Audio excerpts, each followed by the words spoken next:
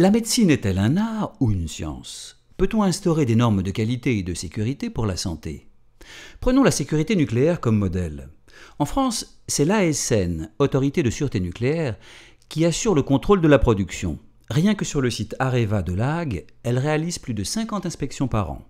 L'entreprise française respecte donc des normes. Depuis 1985, conception antisismique. Depuis 2004, radioprotection, critères de performance. Depuis 2004, toujours, sûreté, criticité nucléaire. Et, sur ces sites, Areva assure la définition et le suivi d'indicateurs communs de performance en sûreté et radioprotection.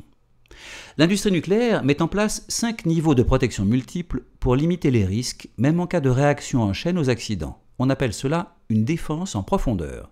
L'industrie pharmaceutique est également un bon exemple. En France, c'est l'AFSAPS qui contrôle les 8 étapes de vigilance relatives aux produits de santé. Chaque laboratoire réalise des essais cliniques afin d'obtenir une autorisation de mise sur le marché, la fameuse AMM.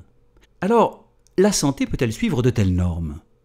Car chaque patient est unique et son traitement dépend d'un diagnostic humain. Un peu comme en gastronomie. Michel Guérard réalise des plats en suivant une recette, mais le talent et la touche du chef devant ses fourneaux, ils sont pour beaucoup. Suivre une procédure n'apporte pas systématiquement le même résultat pour chaque patient. Pourtant, grâce au progrès de la médecine, des actes peuvent être normés. Par exemple, l'hôpital de Lyon-Saint-Étienne a mis en place en 2006 un protocole de césarienne en 15 minutes appelé code rouge en cas de menace immédiate du pronostic vital maternel ou fœtal. Au bloc opératoire, l'OMS recommande désormais une checklist comme avant le décollage d'un avion. 19 items à vérifier avant chaque intervention. Parmi ceux-ci, on note vérification de l'identité du patient, vérification du site opératoire, marquage du site, vérification du matériel d'anesthésie, notion d'allergie, antibioprophylaxie, équipe au complet. Reste une question. La qualité est-elle la même aux yeux de tous les acteurs de la santé?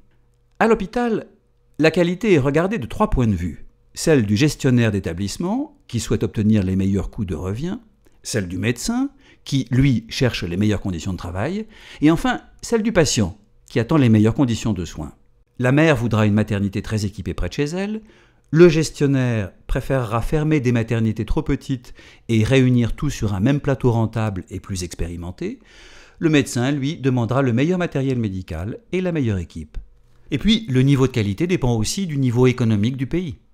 Les recommandations internationales sont-elles partout pertinentes? Pour la qualité, on tend vers l'idéal, mais on fait avec ses moyens.